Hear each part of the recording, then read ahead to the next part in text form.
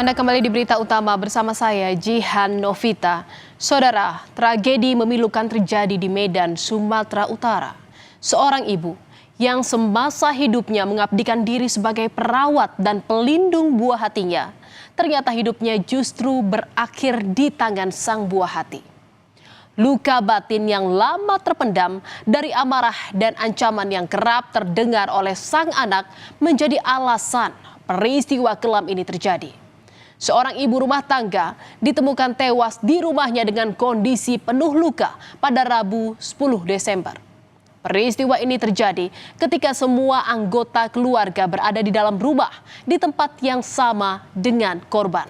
Dan yang paling menyakitkan, ternyata sang putri yang masih berusia 12 tahunlah yang menjadi sosok penghilang nyawa bagi sang bunda. Ada luka yang tak berdarah, namun perihnya perlahan menggerogoti jiwa, saudara. Itulah cerminan alasan di balik sang anak tega menghabisi nyawa ibu kandungnya. Sosok yang pernah menimangnya, sosok yang melahirkannya ke dunia.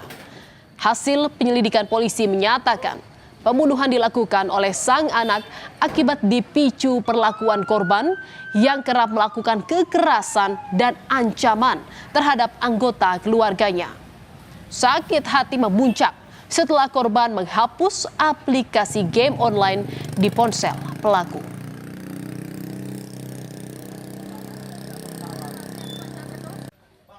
Melihat kekerasan yang dilakukan korban terhadap kakak, adik, dan bapaknya yang diancam menggunakan pisau. Ini dilihat oleh si adik. Kemudian melihat kakaknya, maksudnya adik melihat kakaknya yang dipukuli oleh korban menggunakan sapu dan tali pinggang. Si korban sakit hati karena game online-nya dihapus. Korban melihat game Murder Mystery pada season Kills Others menggunakan pisau. Dan menonton serial anime DC pada saat adegan pembunuhan menggunakan pisau. Karena sakit hati yang tak terobati menjadi motif sang anak tega membunuh ibu kandungnya. Psikolog forensik Irna Minauli menyebut secara psikologis pemikiran anak memang masih labil sehingga tak jarang anak menjadi keras kepala dan gampang marah. Menurut Irma, anak yang berkonflik dengan hukum merupakan anak yang cerdas. Dari hasil pemeriksaan yang dilakukan terhadap anak tersebut tidak ditemukan adanya gangguan mental, halusinasi, dan juga delusi.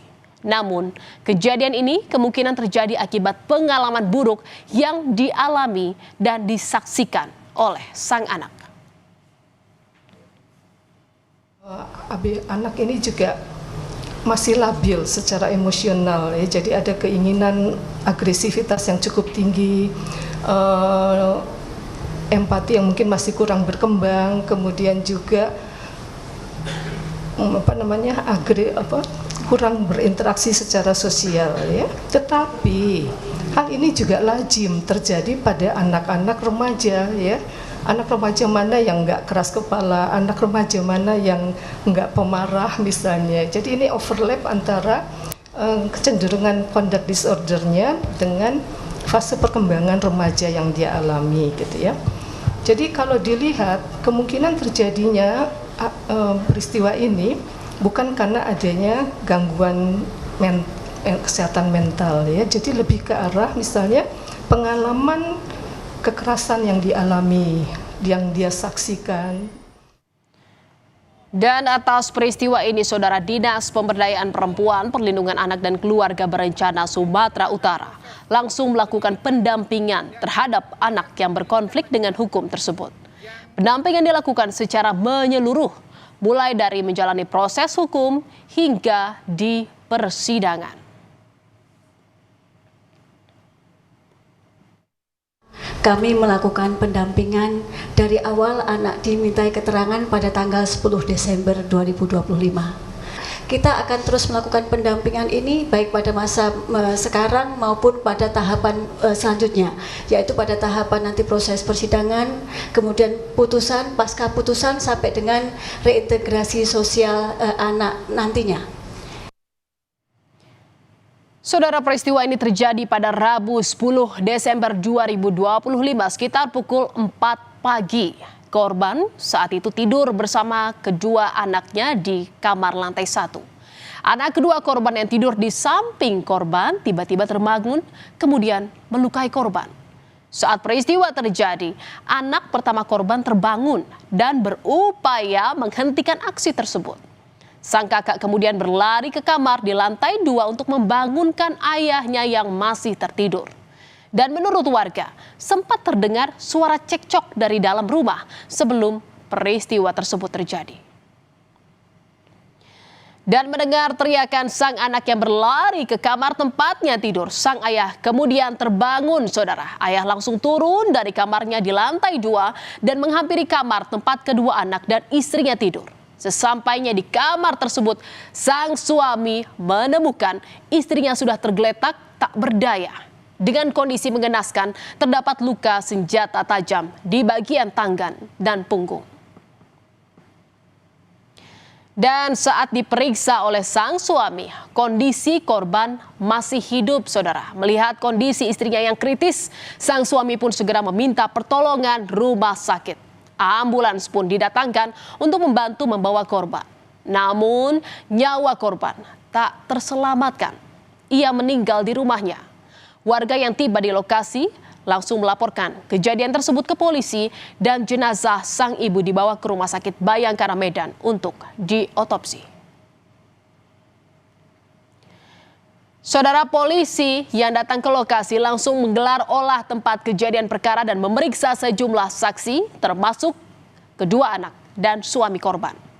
Dari lokasi, polisi menyita sejumlah barang bukti termasuk pisau yang diduga digunakan sebagai senjata dalam kasus pembunuhan ini. Polisi langsung melakukan penyelidikan terkait kasus pembunuhan ini dan penanganan kasus ini dilakukan dengan mengedepankan sistem peradilan pidana anak. Anaknya yang bunuh sekitar umur 12 tahun. Oh gitu. Lebih kurang. Kalau kondisi luka-luka ada, Pak? Banyak. Di bagian mana, Pak? Punggung. Terus? Tangannya satu. Polisi menyebut anak bungsu korban kini berstatus sebagai anak yang berkonflik dengan hukum. Sang anak kini merasakan penyesalan usai menghabisi nyawa ibunya. Polisi menjelaskan korban selama ini sering memarahi keluarganya dan mengancamnya dengan pisau. Hal itulah yang menjadi salah satu pemicu sang anak melakukan pembunuhan.